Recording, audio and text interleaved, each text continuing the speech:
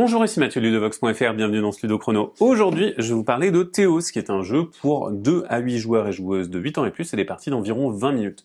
Dans ce jeu, les joueurs et les joueuses vont essayer de capturer des créatures mythologiques pour gagner des points de victoire. Le joueur ou la joueuse qui en a le plus remportera la partie.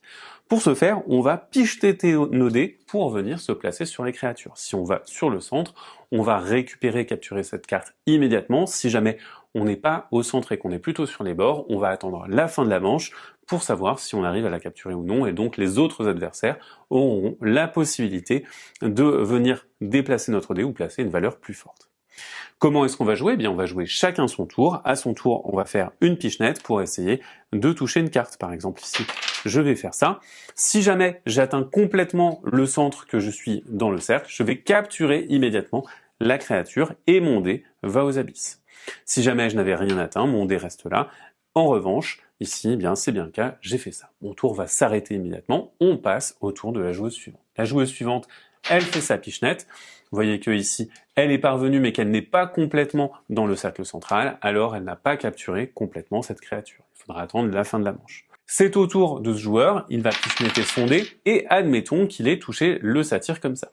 Si on touche un satyre ne serait-ce qu'un petit peu, eh bien on va placer son dé aux abysses, capturer immédiatement le satyre, vous voyez qu'il fait moins 1 point de victoire, mais on va activer la capacité spéciale du satyre. Dans le cas de celui-ci, c'est tout simplement de capturer une carte qui n'a pas de dé sur elle, et ainsi ce joueur aura capturé cela.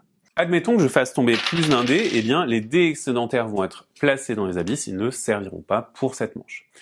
Dernière chose, si jamais en lançant un dé, eh bien je parviens à avoir une valeur que j'ai déjà, je vais pouvoir récupérer l'un des dés de cette valeur que j'ai et venir le replacer sur ma tour, et donc on va pouvoir potentiellement rejouer de cette manière-là.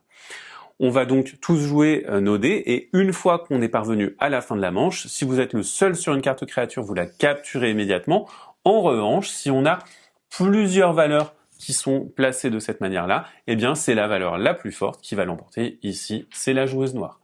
On va alors récupérer toutes les cartes qui sont capturables de cette manière-là. Les cartes qui n'ont pas de dés sur elles vont être placées de côté. C'est la méduse qui les aura capturées. Ça servira pendant la dernière manche.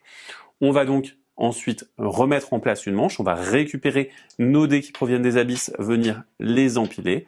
On va également replacer des cartes. On va placer 6 cartes à 3 joueurs et on va commencer une nouvelle manche. Lors de la dernière manche de jeu, eh bien, on va la jouer de façon conventionnelle, à part une règle qui va changer, c'est la méduse qui va se trouver au centre de l'aire de jeu. Lors de votre tour, vous allez toujours pichenetter vos dés, et si jamais avec l'un de vos dés vous faites tomber la méduse, eh bien dans ce cas-là, ce dé est envoyé aux abysses et vous allez capturer une carte qui a été capturée par la méduse. Vous allez également récupérer le jeton foudre où qu'il se trouve, donc la première fois c'est dans la réserve, et ensuite vous allez le prendre aux autres joueurs. Une fois que vous avez fait toutes ces actions, eh bien vous allez redresser la méduse et désormais elle vous fait dos et donc ce sera plus dur pour vous de la faire tomber à nouveau, mais vous pourrez essayer. Bien entendu, on va pouvoir donc récupérer ce jeton foudre et récupérer ceci. On va jouer la manche de façon conventionnelle. Une fois qu'on a terminé la manche, eh bien on va regarder qui a le jeton foudre et cette personne va récupérer la moitié des cartes de la méduse et les ajouter à sa collection. Ensuite, on va marquer la collection de cartes des joueurs. Lorsque vous allez marquer des points, vous allez regarder la valeur qui est sur vos cartes.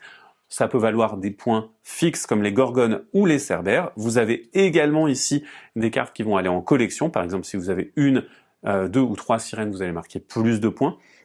Et si jamais vous avez les 7 familles, vous allez marquer un bonus de 15 points. Vous allez additionner tout ça, vous allez avoir votre total. Le joueur ou la joueuse qui a le plus de points aura remporté la partie. Voilà pour le principe de Théos, qui est donc un jeu de pichenette dans lequel vous allez essayer grâce à vos dés de viser les bonnes créatures pour faire des collections et ainsi gagner le plus de points. Maintenant à vous de jouer et à bientôt sur ludovox.fr.